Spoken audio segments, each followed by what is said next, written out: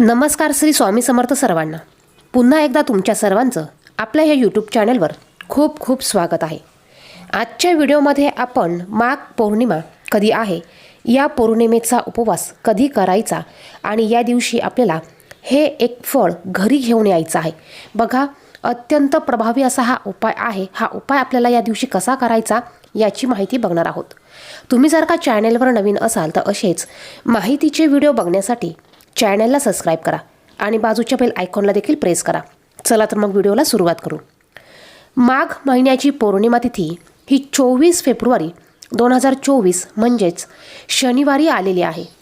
या पौर्णिमेचा प्रारंभ 23 तारखेला दुपारी 3:33 सुरू होणार आहे आणि 24 तारखेला शनिवारी संध्याकाळी 5:59 समाप्त होणार आहे। उदय तिथीनुसार ही पौर्णिमा 24 फेब्रुवारी 2024 रोजी म्हणजेच शनिवारी साजरी केली जाईल। ज्यांना या व्रताचा उपवास करायचा असेल त्यांनी 24 तारखेला शनिवारी या व्रताचा उपवास करायचा आहे आणि त्याचबरोबर आपण जे उपाय सेवा करणार आहोत हे देखील आपल्याला 24 तारखेला शनिवारी करायचे आहे। तर या व्हिडिओमध्ये आपण अत्यंत प्रभावी असा हा एक उपाय बघणार आहे। आपल्याला पौर्णिमेच्या दिवशी सकाळी हे एक फळ घरी घेऊन यायचं आहे। यामुळे बघा, तुमच्या इडा पिडा तुमचे सर्व दोष हे नष्ट होतील। तुमच्या घराची मुलांची प्रगती होईल। घरातील इडा पिडा नकारात्मकता दुःख अडचणी आजारपण नष्ट होईल। 7 पिढ्यांचं दारिद्र्य नष्ट होईल। असा हा इतका प्रभावी असा हा उपाय आहे। हा उपाय या दिवशी आपण आवर्जून करायचा आहे। आपल्याला या उपायासाठी एक फळ लागणार आहे। हे फळ म्हणजे धोत्र्याचं फळ आहे। हे फळ तुम्हाला कुठेही मिळून जाईल। बघा, तुमच्या आजूबाजूला जर का झाडं असतील तर त्या झाडाचं तुम्ही हे फळ आणू शकतात किंवा मग पूजेचं सामान जिथे मिळतं त्या ठिकाणी तुम्हाला हे फळ मिळून जाईल। या फळाला धोत्र्याचं फळ असं म्हणतात। या फळाचा हा प्रभावी उपाय तुम्ही पौर्णिमा अमावस्या त्याचप्रमाणे सोमवारी करू शकतात। माघ महिना हा अत्यंत पवित्र आणि खूप विशेष महत्त्वाचा मानला जातो। या महिन्यातील प्रत्येक तिथी ही महत्त्वाची असते।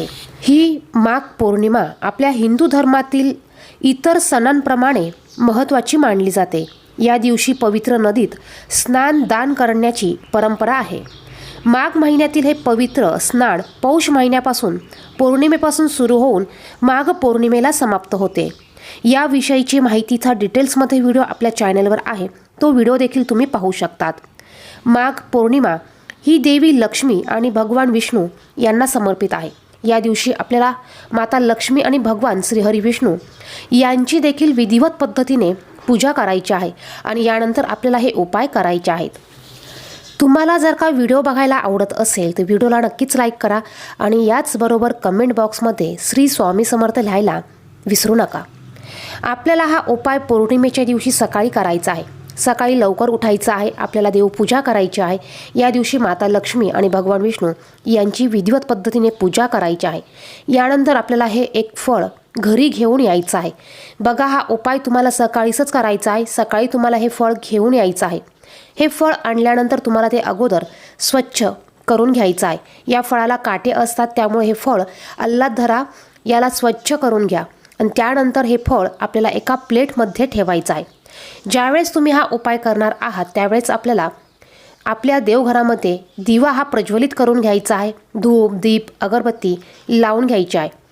पूजा करताना किंवा उपाय करताना आपल्याला बसायला आसन घ्यायचं आहे। यानंतर आपल्या कपाळाला हळदी कुंकू लावून घ्यायचं आहे। त्यानंतर उपाय करायला सुरुवात करायचं आहे। हे फळ आणल्यानंतर हे फळ स्वच्छ करून घ्यायचं। त्यानंतर या फळावर गंगाजल थोडंसं टाकायचं आहे।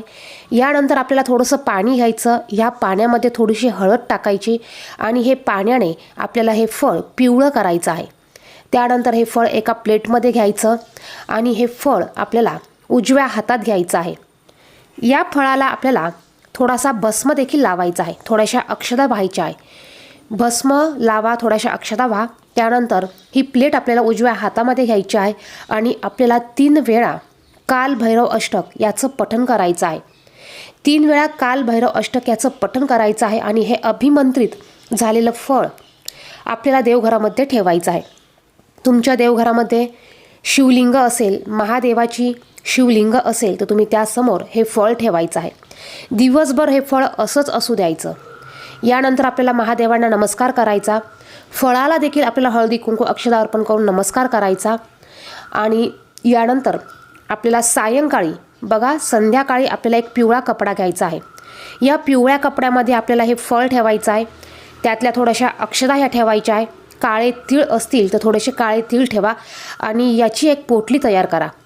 यानंतर ही पोटली आपल्याला आपल्या घराच्या मुख्य दरवाजाला लावायची आहे.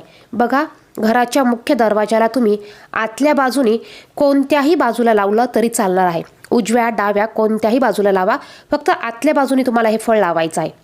यामुळे आपल्या घरात या चांगल्या गोष्टी व्हायला चालू होतील. आपल्या घरात या चांगल्या गोष्टींचा प्रवाह होईल. कारण आपल्या मुख्य दरवाजामधून चांगल्या गोष्टी देखील येत असतात आणि त्याचबरोबर वाईट गोष्टी देखील प्रवेश करत असतात.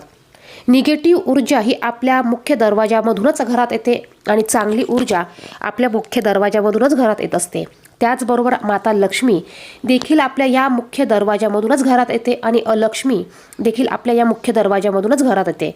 जर का तुम्ही असं हे फळ तुमच्या मुख्य दरवाजाला तुम्ही लावलं तर यामुळे बघा वाईट गोष्टी ह्या आपल्या घरात प्रवेश करणार नाही. निगेटिव्ह ऊर्जा आपल्या घरात येणार नाही. जरी अशा गोष्टी आल्या तरीसुद्धा त्यांना आपल्या घरामध्ये हा प्रवेश भेटणार नाही. इतका हा अत्यंत प्रभावी असा हा उपाय आहे. या उपायामुळे आपल्याला हा फायदा होईल. आपल्या दरवाजामधून आपल्या घरामध्ये चांगल्या ऊर्जेचा प्रवाह होईल. यामुळे आपल्या घराची प्रगती होईल, मुलांची प्रगती होईल. आपल्या घरातील इडापिडा सर्व दोष हे नष्ट होतील. आपल्या घरात जी माणसांची चिडचिड होते ती चिडचिड कमी होईल. इतका हा अत्यंत प्रभावी असा हा उपाय आहे. हा उपाय आपण पौर्णिमेच्या दिवशी आवर्जून करायचा आहे. हा उपाय आपल्याला शनिवारी पौर्णिमेच्या दिवशी सकाळी करायचा आहे. व्हिडिओमध्ये सांगितलेली माहिती आवडली तर व्हिडिओ इतरांना देखील शेअर करा. चॅनलवर नवीन असाल तर चॅनलला सबस्क्राईब करा. धन्यवाद. श्री स्वामी समर्थ.